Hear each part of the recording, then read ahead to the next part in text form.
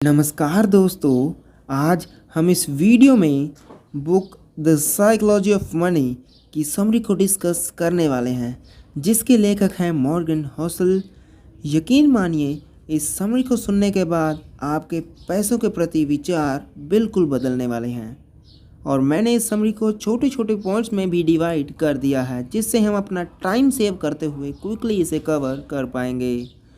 और अब बिना किसी देरी के शुरू करते हैं आज की हमारी बुक समरी को। हम इंसान अपने एक्सपीरियंसेस के बेस पर ही कोई भी फैसला लेते हैं, चाहे वो स्टॉक मार्केट में इन्वेस्ट करने का हो या फिर किसी को पैसे उधार देने का। जैसे मान लीजिए, अगर 1987 में स्टॉक मार्केट में बहुत बड़ा क्रैश आया, तो इसका मतलब ये नहीं कि आगे भी इतना ही बड़ा क्रैश आएगा। वो क्रैश इससे कई गुना ज़्यादा भी हो सकता है और वो क्रैश इससे कई गुना कम भी हो सकता है। मार्केट को उससे कोई फ़र्क पड़े ही ना। तो मतलब हमें हमेशा अपने माइंड को ओपन रख कर ही सोचना चाहिए। हमारे डिसीजंस सिर्फ हमारे पास्ट एक्सपीरियंसेस के बेस पर नहीं होने चाहिए। अगर किसी के पास कैश फ्लो बन रहा है तो उसी स्पीड से उसकी इच्छाएं भी बढ़ती हैं। और लेखक के अनुसार इस समय हमें अपने आप से एनफ बोल देना चाहिए। जैसे रजत गुप्ता मिड 40s तक आते आते मिलेनियर तो बन ही चुके थे, लेकिन अब वो बिलेनियर बनना चाहते थे। और द साइकोलॉजी ऑफ मनी न पता होने के कारण वो कई गलत कदम उठाए और जिसके कारण उन्हें जेल तक जाना पड़ा। लेखक हमें इस बात पर बताते हैं कि हमें एक पॉइंट के बाद अपने आप को इनफ बोल देना चाहिए और उस पॉइंट के बाद धीरे धीरे आगे बढ़ना चाहिए। हमें कभी भी ऐसा रिस्क नहीं लेना चाहिए जिसमें हमारी इनवैल्यूएबल चीज़ों को दांव पर लगाना पड़े, जैसे हमारी फैमिली, रिस्पेक्ट और रेप्यूटेशन। इसे हम रजत गुप्ता की उदाहरण से भी समझ सकते हैं। कैसे रजत ने पैसे तो कमाए, लेकिन बाद में अपनी सारी रेपुटेशन खो दी। इसीलिए टेक कैलकुलेटेड रिस्क ओनली। अगर आपको बड़ा पैसा कमाना है तो लेखक के अनुसार आप ये दो चीज़ें अपना सकते हैं। पहला पेशेंस और दूसरा कंसिस्टेंसी। और आइए देखते हैं कैसे हम इससे बड़ा प्रॉफिट अर्न कर सकते हैं।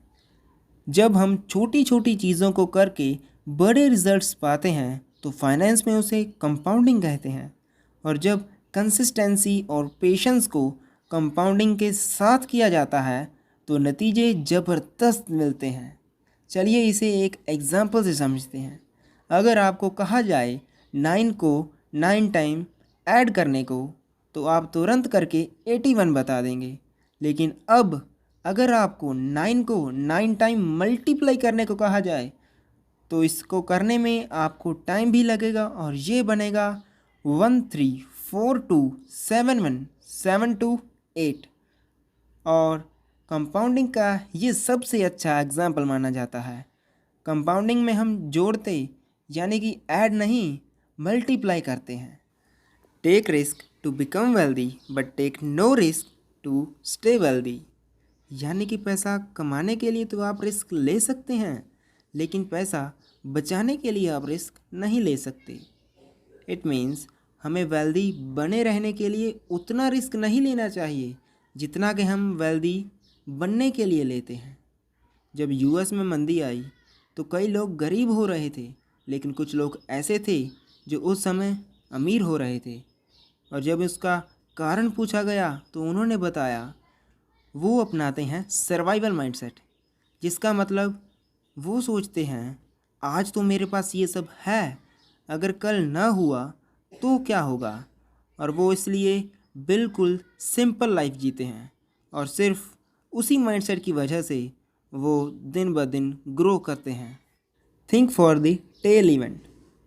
हम जो भी देखते हैं वो सब टेल इवेंट का ही नतीजा है। अगर विराट अच्छे क्रिकेटर बने तो सिर्फ बार बार मेहनत करके। अगर अक्षय की एक फिल्म हिट नहीं भी हुई तो फिर भी वो थक कर बैठे नहीं, और उसके बाद कई मूवीज़ बनाई और कई सुपर हिट भी हुई। यानी कि उस इवेंट के बारे में सोचो जो कई बार कोशिश करने के बाद ही मिलेगा। The real financial freedom. Financial freedom उसे कहते हैं जब हम वो काम कर रहे हों जिसे करने में हमें मज़ा आता है और दूसरों की हेल्प भी हो रही हो, साथ में थोड़े पैसे भी बन जाएं। हमें किसी की चीज़ को देखकर अपना बेंचमार्क सेट नहीं करना चाहिए। अगर आपने किसी की कार को देख लिया तो ये नहीं सोचना चाहिए कि मुझे भी सिर्फ वही कार चाहिए।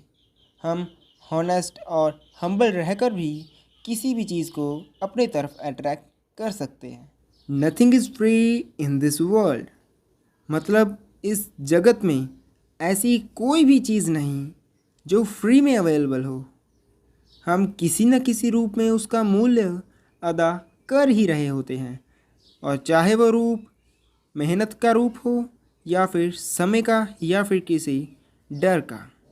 और अंत में ऑथर कहते हैं, किसी भी ऐसी जगह अपना पैसा इन्वेस्ट नहीं करना चाहिए जहां पर आपको एक चैन की और एक शांत नींद ना मिल सके।